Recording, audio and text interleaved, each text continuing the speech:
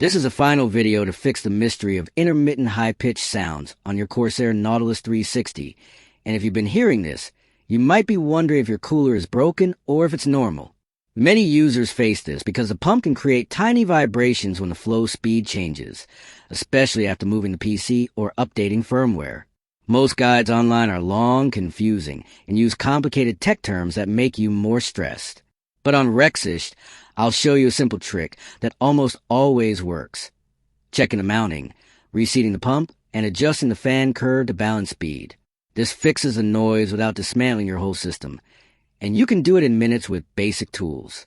If you want, comment below and I'll make a full step-by-step tutorial showing exactly how to stop that high-pitched sound on your Corsair Nautilus 360.